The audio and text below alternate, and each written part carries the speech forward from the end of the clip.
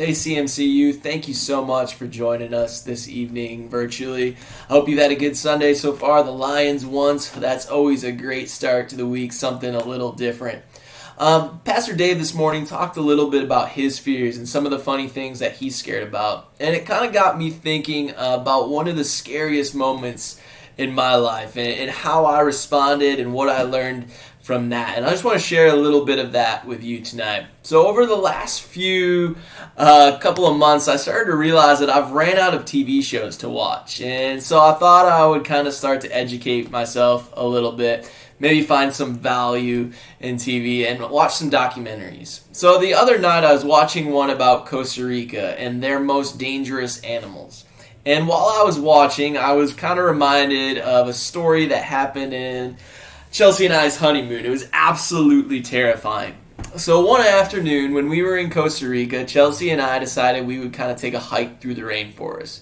So we asked one of our guides that we were with for one of the more challenging, kind of less traveled trails. We wanted to get out and explore, get away from everybody, try to find some peace and quiet in God's beautiful creation.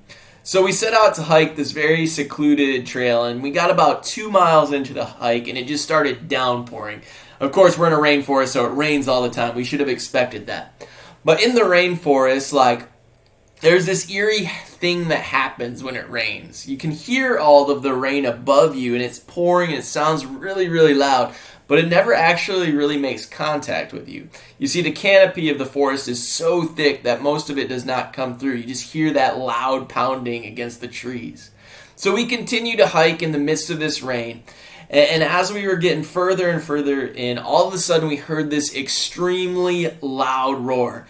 And I think my shorts in that moment might have changed a little bit of color.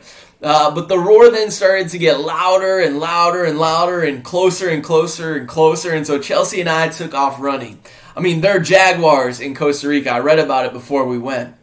And I definitely failed my first week of being a husband, because when I heard that roar, I left Chelsea in the dust.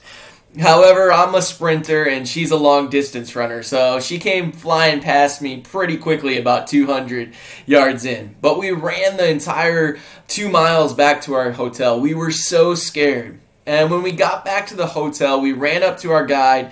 We told him what happened. We're like, dude, how could you have sent us out there? There's terrifying animals.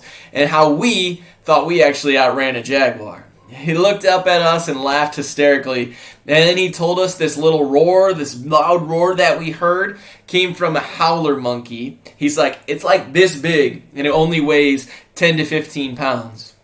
And the worst that they can do is throw their poop at you, which actually happened to me later on in the trip, but that's a story for a different day. So you can imagine kind of how embarrassed we were. But our fear kind of slowly faded and our heart rate started to come back to normal. You see, when we didn't know what we were facing, we were absolutely terrified. It wasn't until we talked about our fears that we were able to recognize the situation that we were in. Sometimes the fear of the unknown is way scarier than the reality that is standing right in front of you. However, I think when we name our fears, when we find somebody to talk to, when we find out what we're running from, we might realize that we could have handled it the whole time.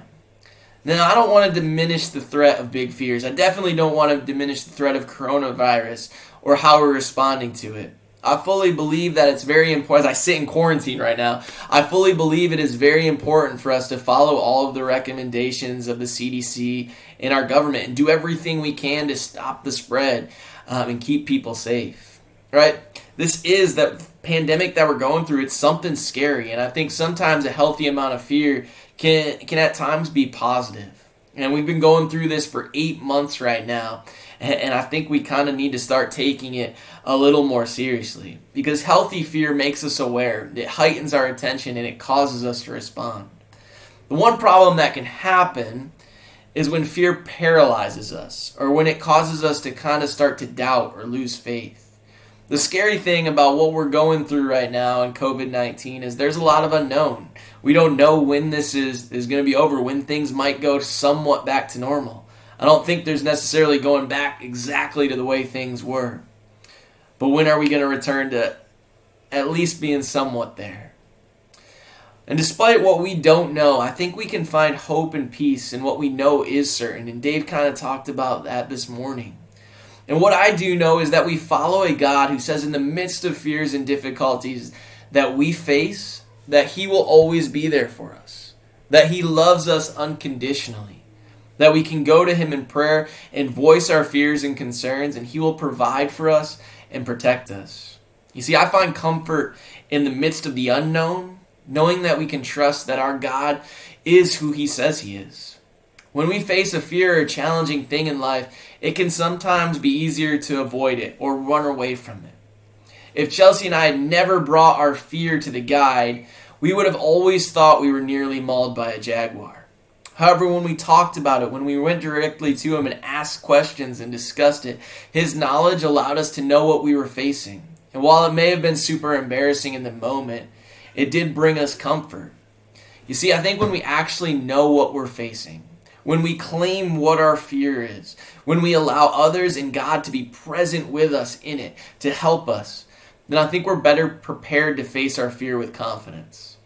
I know many of us can't be together in person right now, but I think we can always be in conversation. We can always support each other. We can always pray for one another. So in the midst of all this, I just want to encourage you to find hope in who God is, to find hope in who God says that you are loved, that you are redeemed, that you are perfectly and wonderfully made. And find comfort in the fact that you are not alone in your fears. But there are so many people that are around you that love and support you, that God calls you by name, that you are redeemed, and that he will never leave you. So friends, I hope that is helpful for you. I hope you have a great rest of your weekend, and I can't wait to see you again. See you, everybody.